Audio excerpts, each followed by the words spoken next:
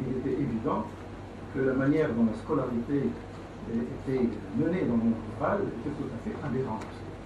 Pourquoi? Parce que le modèle était un modèle urbain qui était transposé tel quel au milieu rural et qui ne fonctionnait absolument pas. Et donc il fallait imaginer autre chose, une approche différente, une stratégie différente, des formations différentes, une intégration, si on peut dire, des problèmes, puisque, comme on l'a vu, le problème de l'école rurale, c'est aussi un problème de transport, c'est un problème de santé, c'est un problème de logement, c'est énormément de problèmes en même temps.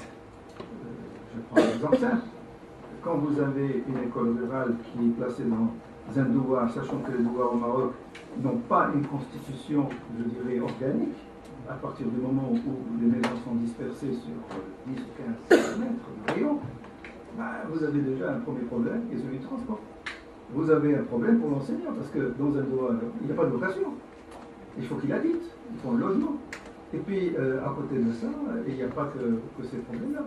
Il y a un problème souvent d'eau, d'électricité, etc., etc. Donc, une prise en compte globale de la problématique de ce lieu devient indispensable. Alors ça, c'est un problème. Se pose un deuxième point, c'est le côté culturel de cet environnement. Parce que cet environnement, lui, est loin des avancées, des percées sociologiques et autres à côté de lui. Alors vous vous retrouvez avec des situations où la femme, disons, n'a pas la possibilité d'évoluer de manière naturelle, entre guillemets, comme cela est dans la ville. Et quand vous prenez une institutrice et que vous l'envoyez dans un monde rural, dans un lieu comme ça, ça pose un sacré problème. Où va-t-elle habiter? Comment sa sécurité va être assurée? Alors vous voyez toute la complexité de cette problématique, y compris maintenant le côté pédagogique lui-même. Qu'est-ce qu'on enseigne? Et tu as parfaitement raison. Enseigner le feu rouge à une population rurale, alors que ces enfants n'ont jamais vu de feu rouge et qu'ils n'en verront pas peut-être pendant très longtemps, alors que des choses qui sont essentielles pour eux, telles que les problèmes d'hygiène, qui sont essentiels pour leur santé, etc., eux sont complètement ignorés. On leur apprend par cœur à dire que le conseil municipal est composé de machin, de je ne sais pas combien de membres, du président, de ta, etc. Mais on ne leur apprend pas du tout pourquoi est-ce qu'il est là et quel est leur rôle, eux, vis-à-vis de ce conseil municipal dans le futur. Donc une aberration totale. On n'a pas abandonné, on a continué. Et qu'est-ce qu'on a fait? On a essayé de passer par le biais d'associations.